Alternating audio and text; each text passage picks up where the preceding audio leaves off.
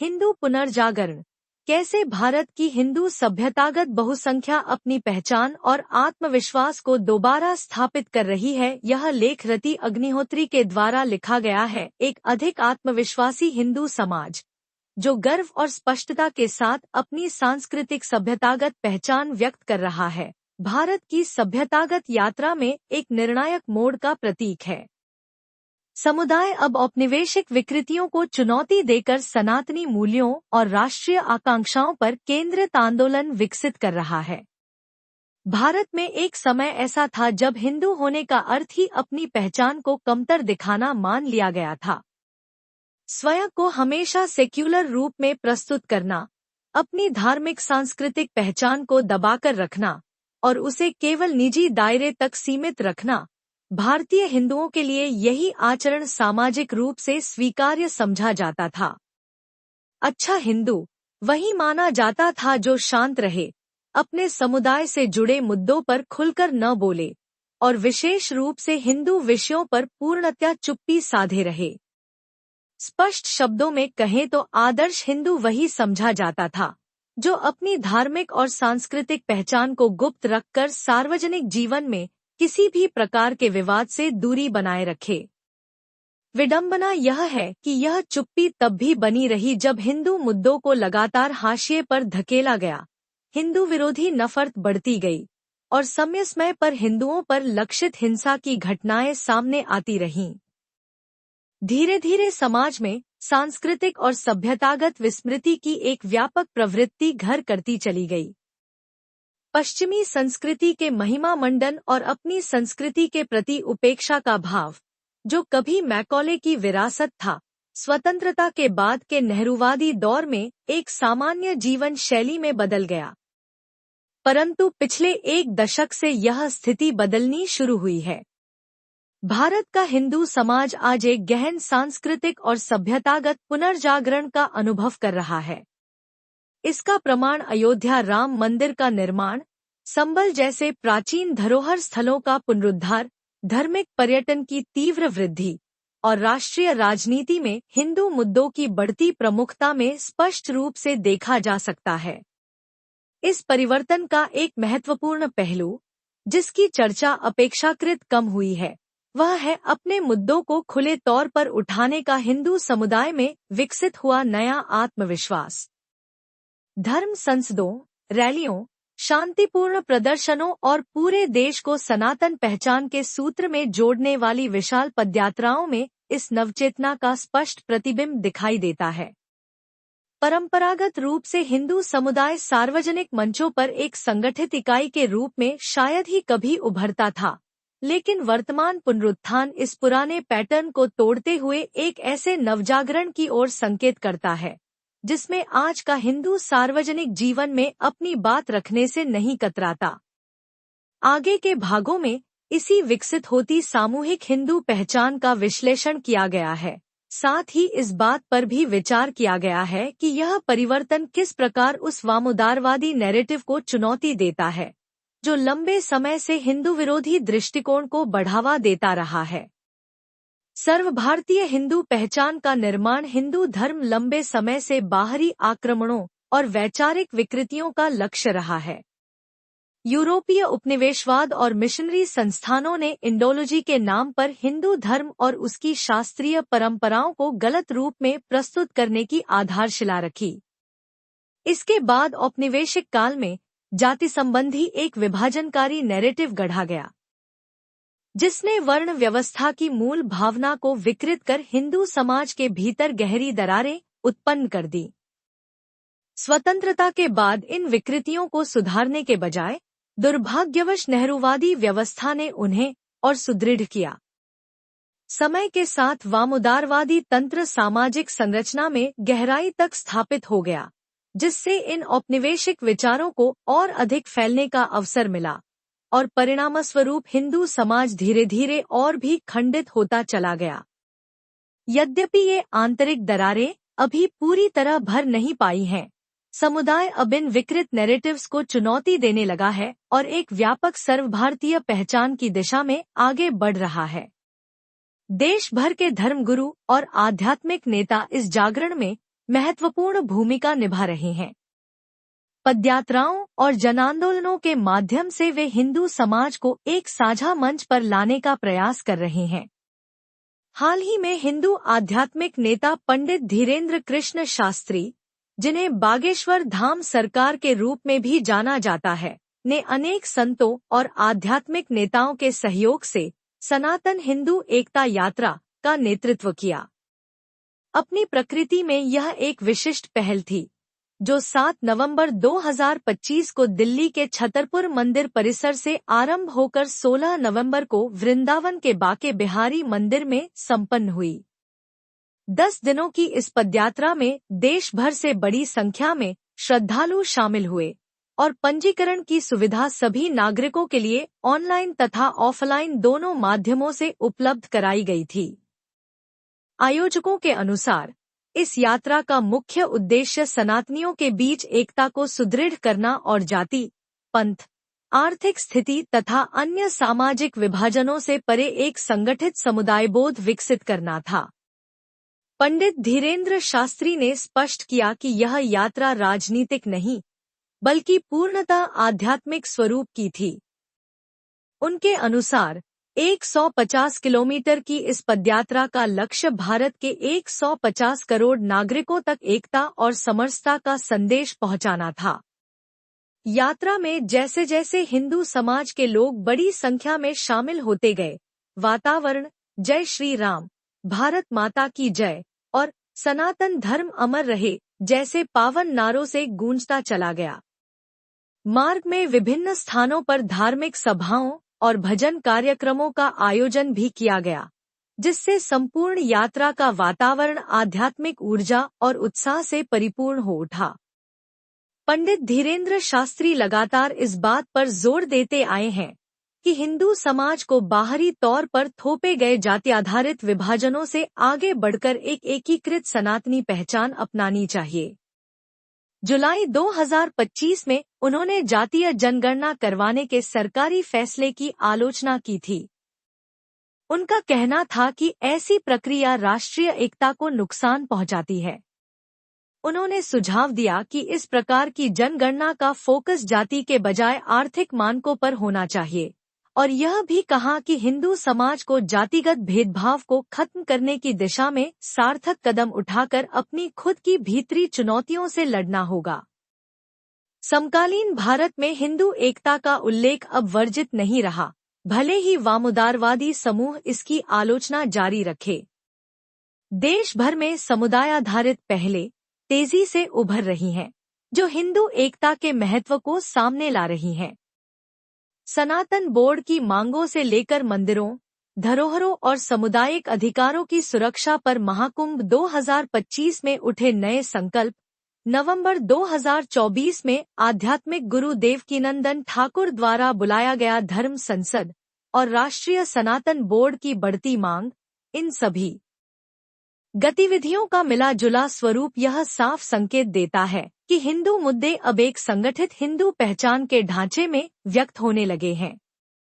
इन घटनाओं ने वामउदारवादी तंत्र को असहज कर दिया है, जो लंबे समय से हिंदुत्व को बदनाम करने पर टिका रहा है और किसी भी हिंदू मुद्दे को उठाने की कोशिश को तुरंत अल्पसंख्यक विरोधी या हिंदू मेजॉरिटेरियन कहकर खारिज कर देता है। पंडित धीरेंद्र शास्त्री हिंदू समाज में अपनी व्यापक लोकप्रियता के कारण देश भर में बड़े पैमाने पर रैलियां और धार्मिक सभाएं आयोजित करते आए हैं। साधारण हिंदू, चाहे वे किसी भी जाति, पंथ या आर्थिक पृष्ठभूमि से हों, इन आयोजनों में बड़ी संख्या में शामिल होते हैं।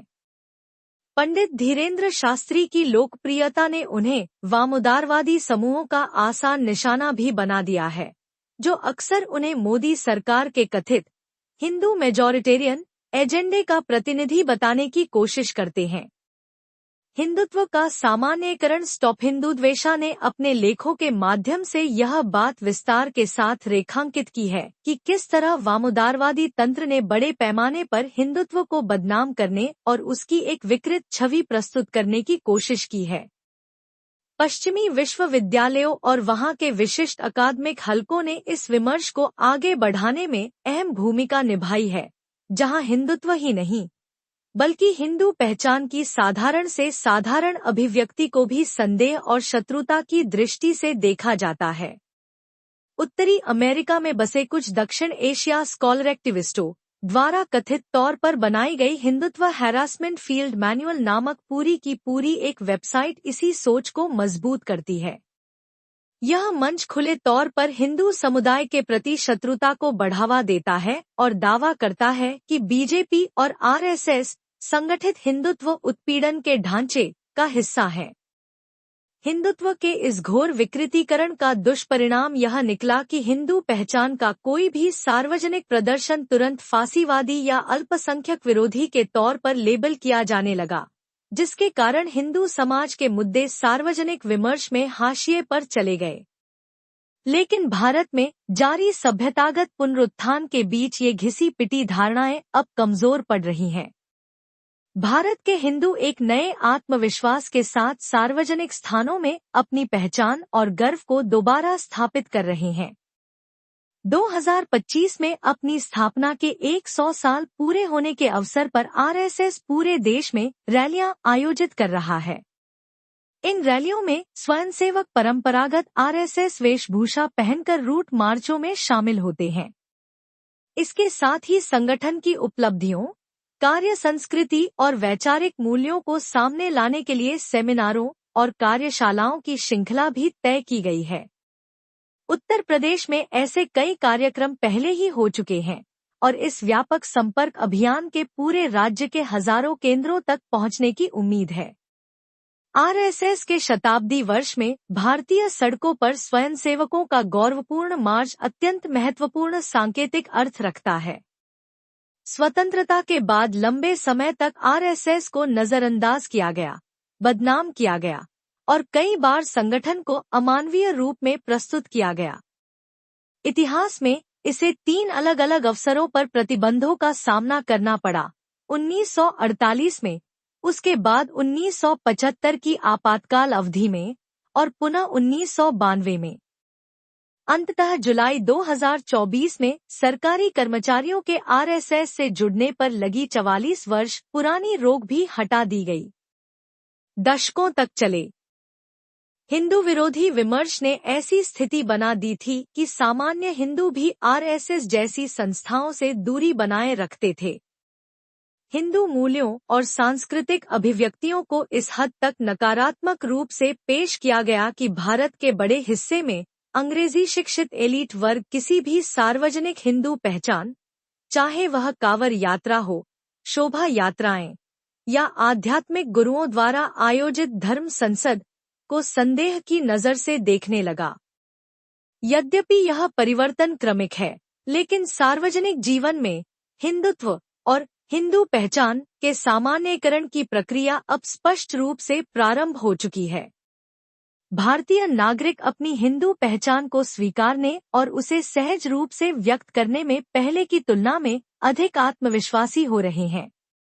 आरएसएस के वर्षभर चलने वाले शताब्दी समारोह इस उभरती हुई प्रवृत्ति को और सुदृढ़ करने की क्षमता रखते हैं।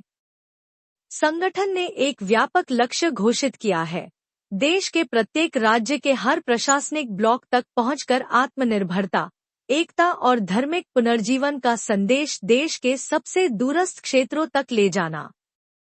इसके साथ ही पूरे देश में 1500 से अधिक हिंदू सम्मेलनों के आयोजन की भी योजना है। यह आशा की जाती है कि ये सम्मेलन एक जीवंत नेटवर्क के रूप में कार्य करेंगे, स्वयंसेवकों, संतों, विद्वानों, सामुदायिक नेताओं, कलाकारों और युवाओं को एक मंच पर। Several accounts suggest that mentorship programs, religious instruction groups, and informal study circles sometimes took on roles beyond academic support.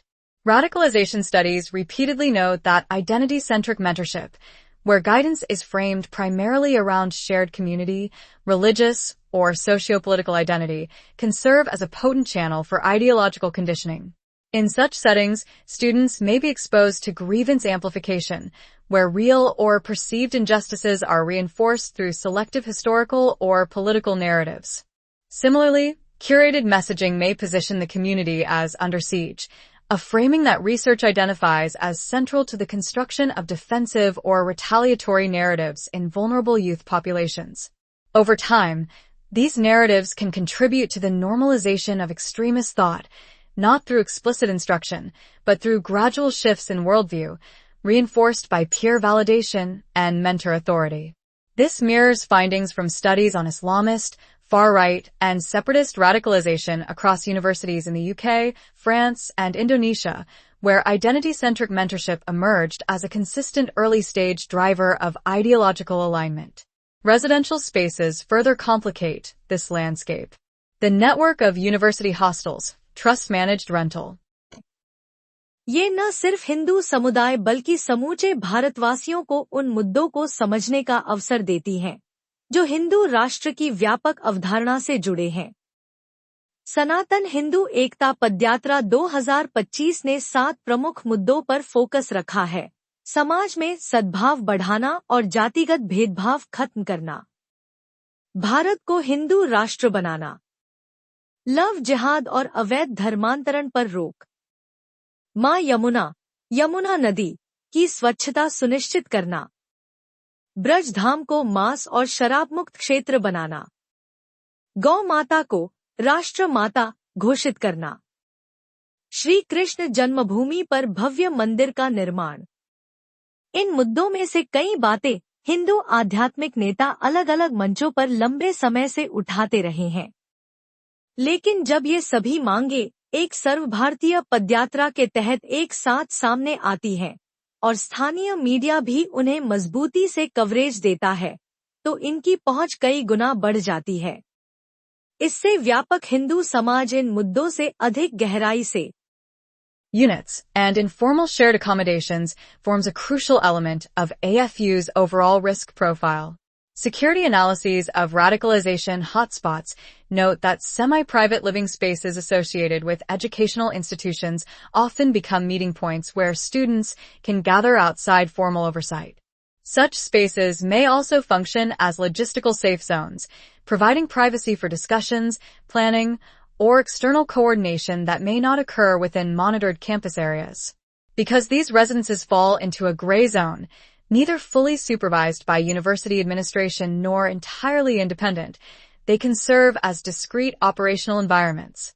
This pattern is neither unique nor unprecedented.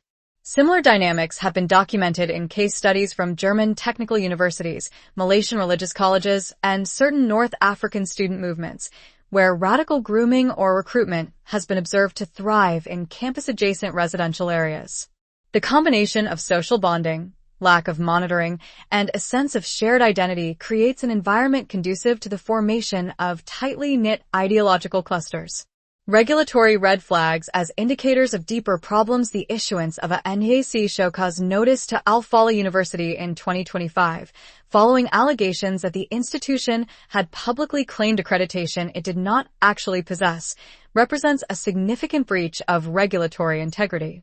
In higher education governance, such misrepresentation is more than an administrative lapse. It reflects an institutional willingness to fabricate legitimacy when formal evaluation processes do not yield favorable outcomes.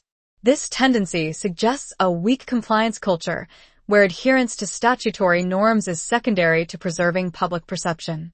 In the broader institutional governance framework, fabricated accreditation claims often signal deeper systemic issues, ranging from poor internal auditing practices to an administrative hierarchy resistant to external scrutiny.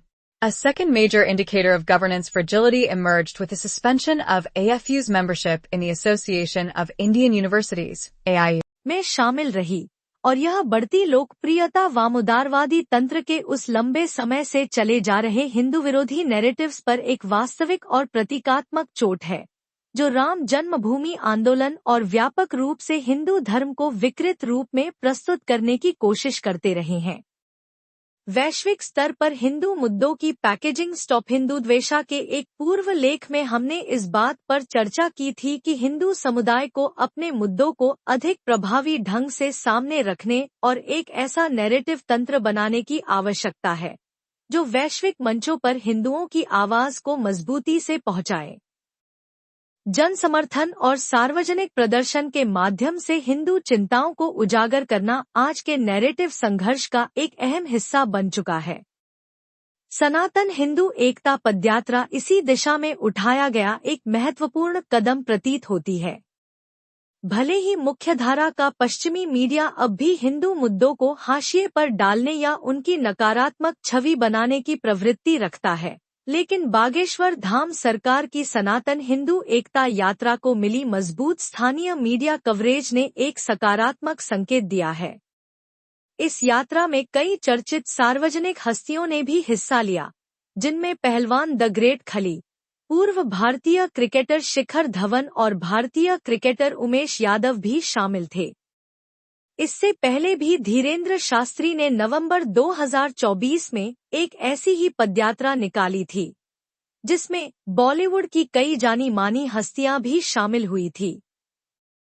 अगर celebrity भागीदारी से अलग हटकर बात करें, तो भी हजारों हिंदुओं का भगवा ध्वज लहराते हुए जय श्री राम के जयकारों के साथ संतों, साधुओं और आध्यात्मिक गुरुओं के साथ भारतीय सड़कों पर निकलना एक दशक पहले तक कल्पना से परे था। वामोदारवादी तंत्र की हिंदू संस्कृति और मूल्यों के सार्वजनिक प्रदर्शन के प्रति निरंतर शत्रुता और हिंदू एक्टिविज्म को बदनाम करने के उनके प्रयासों ने हिंदुओं को सार्वजनिक जीवन में हाशिए की ओर धकेल दिया था, जबकि अन्य धार्मिक समुदाय अपने प्रतीकों और पहचान को खुलकर प्रदर्शित करते रहे। लेकिन भारत में जारी सांस्कृतिक और सभ्यतागत पुनर्जागरण इस परिदृश्य को बदल रहा है। भले ही हिंदू समाज अभी एक पूर्णत एकीकृत अखिल भारतीय शक्ति बनने से कुछ दूरी पर है, लेकिन आध्यात्मिक गुरुओं और समुदाय के सदस्यों द्वारा आयोजित धर्मसभाओं, धर्म संसदों, रैलियों और पदयात्राओं में लगातार हो रही वृद्धि यह संकेत देती है कि हिंदू मुद्दे अब पहले से कहीं अधिक बड़े पैमाने पर सार्वजनिक विमर्श का हिस्सा बन रहे हैं। अक्सर कहा जाता है कि हिंदू सड़कों पर बहुत कम उतरते हैं, और यदि उतरते भी हैं, तो प्रायः धर्मनिरपेक्ष कारणों के लिए। किंतु दिल्ली, हरियाणा और उत्तर प्रदेश की सड़कों पर पंडित धीरेन्द्र शास्त्री की सनातन हिंदू एकता यात्रा के दौरान उमड़ा विशाल जनसमूह यह संकेत देता है कि हिंदू उदासीनता का पारंपरिक और रूढ़िगत ढांचा अब तीव्र गति से बदल रहा है। यदि यह प्रवाह इसी प्रकार आगे बढ़ता रहा, तो वैश्विक मंचों पर हिंदुओं के संबंध में स्थापित नैरेटिव भी परिवर्तित होगा और हिंदू मुद्दों को अंतर्राष्ट्रीय स्तर पर कहीं अधिक स्पष्टता, आत्मविश्वास और प्रभावशीलता के साथ प्रस्तुत किया जा सकेगा।